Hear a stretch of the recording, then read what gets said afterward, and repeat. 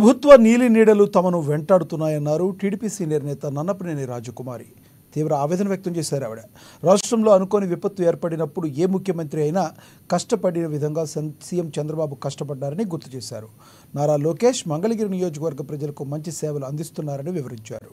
గత ఎన్నికల్లో వైసీపీ ప్రభుత్వాన్ని రాష్ట్ర ప్రజలు ఘోరంగా ఓడించినా వారికి ఇంకా బుద్ధి రాలేదన్నారు రాజకుమారి ఎద్దేవా చేశారు.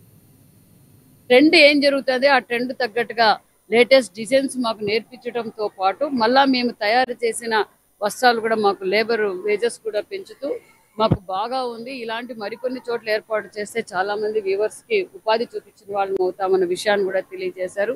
మహిళలు కూడా మేము ఇక్కడ కుడుతున్నాం, ఇంటి దగ్గర కూడా మాకు ఎప్పుడైతే ఖాళీ సమయంలో ఇంటి దగ్గర కూడా వెళ్ళి తీసుకోవడం కూడా చాలా బాగుంది అని కూడా తెలియజేశారు. నారా లోకేష్ బాబు గారికి కూడా నాకు మంత్రి పదవి అయిన తర్వాత నారా లోకేష్ బాబు గారు చెప్పింది ఒకటే, అమ్మ సవితమ్మ జాగ్రత్త, చేనేతలు నా కుటుంబ సభ్యులు ఈ గత 5 సంవత్సరాలుగా చాలా నష్టపోయారు. కొన్ని చోట్ల ఆత్మహత్యలు చేసుకున్న పరిస్థితుల్లో జాగ్రత్తగా చేనేతలకు మనం న్యాయం చేయాలి, పూర్వ వైభవం మళ్ళీ చేనేతలకు మనం తీసుకురావాలన్న విషయాన్ని దిశ నారా లోకేష్ బాబు గారు మాకు నిర్దేశించారు. ఆ విధంగా మేము ఏం చేయాలి, గతంలో 14-19 రాష్ట్రం విడిపోయి అప్పుల్లో ఉన్నా కూడా చేనేతలు గౌరవించి చేనేతలకు పెద్దపీట వేసిన పార్టీ తెలుగుదేశం పార్టీ. అదే విధంగా ఈ ఎన్డీఏ ప్రభుత్వంలో కూడా సెంట్రల్ నుంచి రావాల్సిన నిధులేంటి, మనం చేనేతలకు ఏ విధంగా అయితే లబ్ధి చేయగలమన్న విషయాన్ని మేము పరిశీలిస్తాం. ఖచ్చితంగా పూర్వవైభవం తీసుకుంటాం.